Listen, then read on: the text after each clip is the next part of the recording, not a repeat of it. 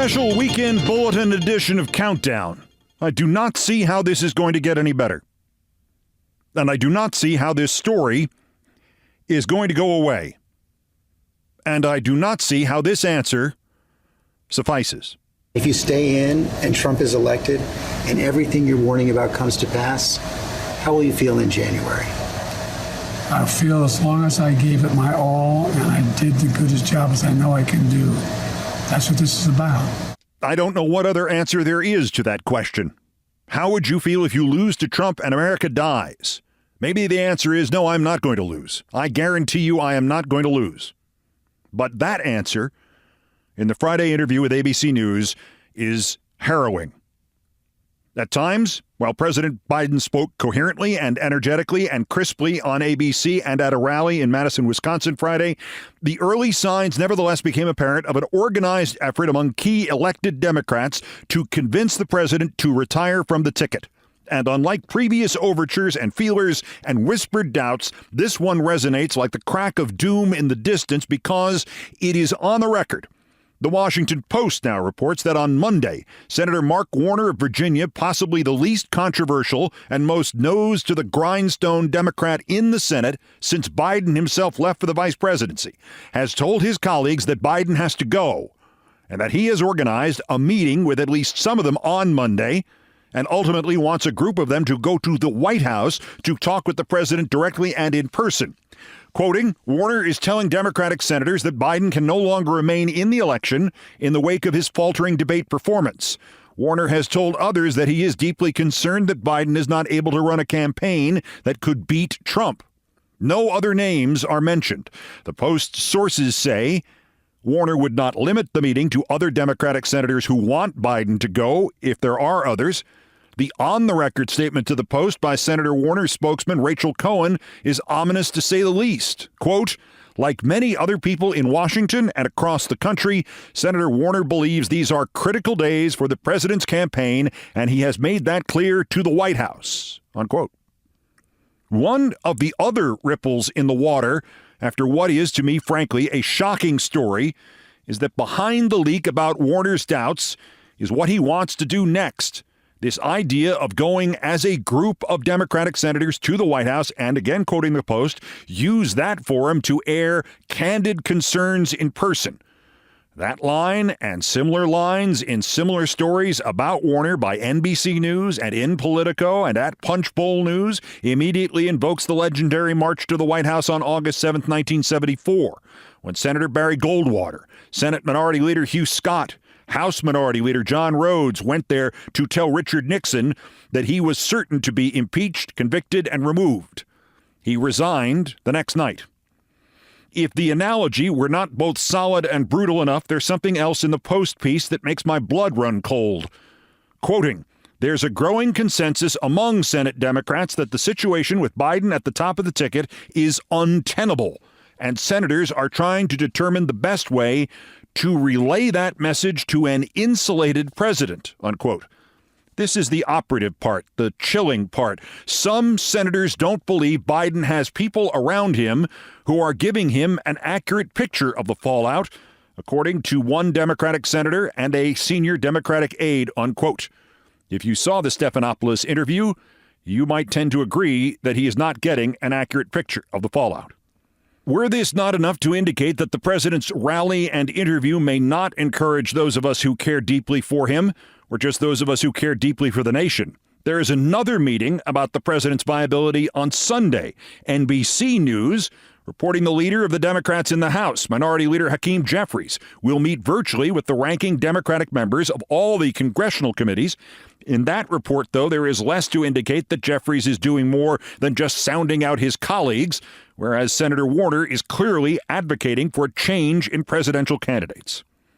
As he left Wisconsin Friday afternoon, President Biden was asked on the tarmac if he had completely ruled out dropping out. Completely ruling that out. Mr. President, how can you articulate your case if the democracy is at risk that you are the best candidate to beat Donald Trump?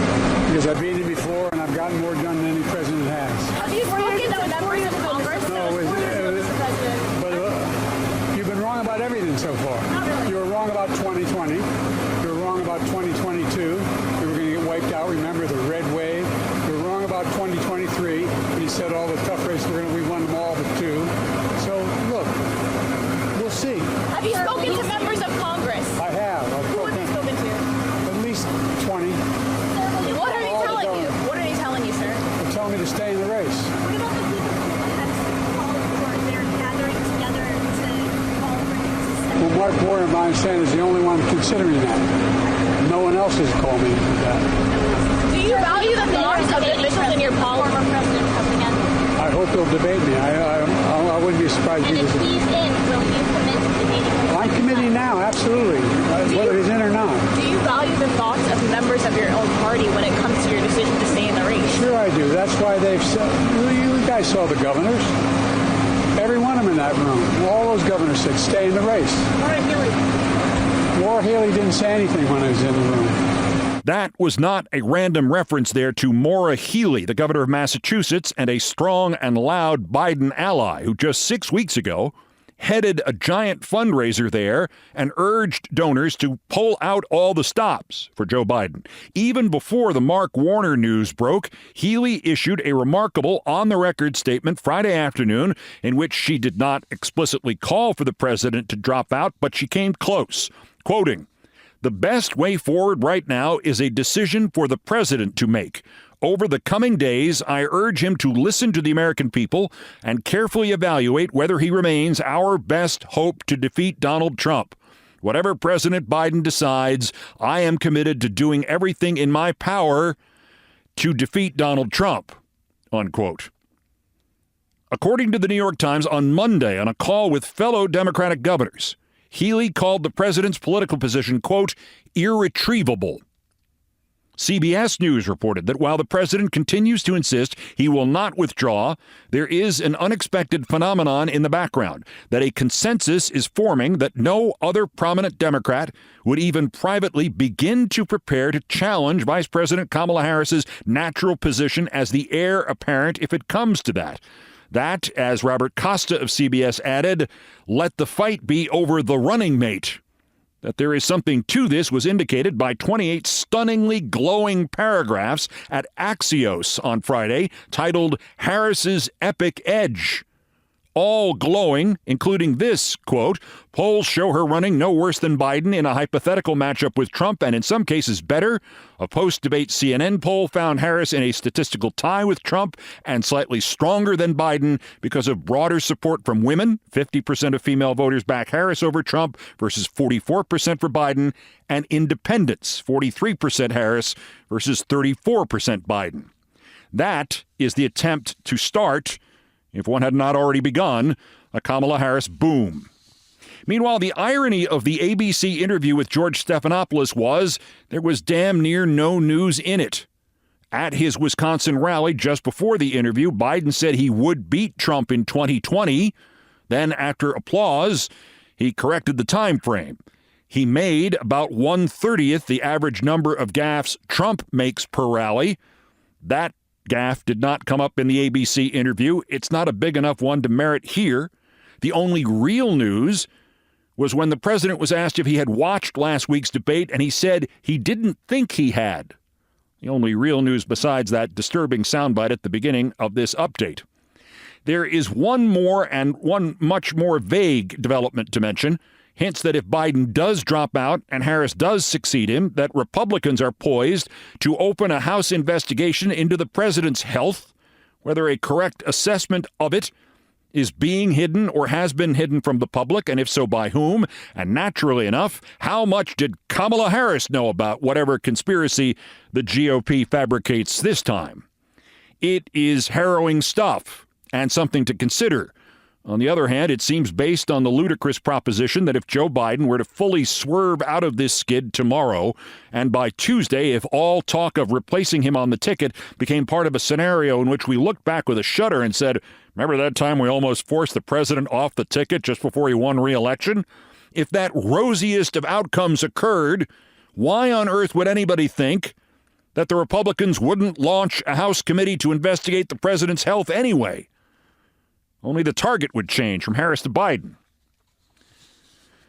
Lastly, here is my assessment of where things are now after the rally in Wisconsin and the interview with George Stephanopoulos of ABC News. And again, the differences in the Warner and Healey stories, their importance, their precedence over the Wisconsin rally and the ABC interview, those are about the on-the-record nature of these statements. Healey, literally on the record, and Warner, for all intents and purposes, essentially on the record. That story did not go out to multiple news organizations by accident. I love Congressman Raul Grijalva, but Raul telling Biden to go is nothing close to as important as Mark Warner organizing disaffected Democratic senators who think it is so bad that now their re-elections may be impossible, and who want to go to the White House and try to personally pierce what they perceive as a bubble around the president. Secondly, we should not for a moment subtract the human equation here. For Joe Biden or the First Lady or members of the family to accept the idea that he should withdraw from the ticket to end his presidency now or in January is, to jump a long way down the psychology spectrum, to accept that their lives in public service are over. This would also be true of everybody working in his administration. I'm not suggesting this is more important than the democracy. I'm just suggesting we need to remember it is a factor in these decisions. Thirdly, there is a reality in the wake of the ABC interview and the Wisconsin campaign speech Friday that really only hit after both were concluded. The reality is this: no matter the absence of a real faux pas and the strength he summoned in many of his comments, neither of these things is going to answer the questions raised by the debate. He had a teleprompter in the speech. He had a pre-recording in the ABC interview. He needs to be live. Plus, what? He's going to do one of these every day? You and I may loathe this reality. We may curse the forces responsible for it and rightly ask why Trump is not being subjected to this level of scrutiny by the media when, if it were to be applied to him, he would be out of the race before I finish this podcast. We may hate this, and I think rightly so, and damn the reporters to hell who have let it happen. But it is the reality. We cannot fix a fatally broken political system, and we cannot fix a perhaps even more fatally broken media system led by places like CNN and the New York Times falling apart as we watch them. We certainly cannot do that in the next 120-odd days. They should be driving the head of the Federalist Society into the ground for threatening everybody who opposes his American Revolution, threatening them with violence. They should be joining me in a call to designate the Federalist Society as a terrorist organization. They should be hounding Trump off the Republican ticket for pretending to deny he has anything to do with Project 2025, which is run by all his former staffers and the Federalist Terrorist Society. Guess what? They won't. These American reporters are the ones we have here. They are going to do this. They don't give a damn about fairness or balance. They have no idea of how fragile democracy is. They have always wanted to see, all of them, a president resign or bow out of a campaign because they have all at some point wanted to be Woodward and Bernstein, except for Woodward and Bernstein. And the two of them, guess what? They would like to again be Woodward and Bernstein. A Joe Biden rehab tour is simply not going to work because it's not going to end, because he already did a Joe Biden rehab tour in February and March when this question last crested. This, an incredibly large percentage of Democrats and independents and voters and reporters and commentators thought had been settled by his robust performance at the State of the Union. To need a second Joe Biden rehab tour is the problem, especially since the White House waited a week to even start it. How do we know this one's going to stick? The last one clearly did not. Which lastly raises the two questions I think we all need to ask ourselves, and I raise them in sorrow. Do you want President Biden at that debate 2 months from this coming Tuesday. And regardless whether you answer yes or no, there is also this. In that span, from now until 2 months from Tuesday, barring unforeseen developments, do you want the lead news story and often the only news story between now and then to be how the president seemed today? Followed the day after that by how the president seemed today. Followed the day after that by how the president seemed today. The next scheduled Countdown podcast is Tuesday. Bulletins as developments warrant. Until the next one, good morning, good afternoon, good night, and good luck.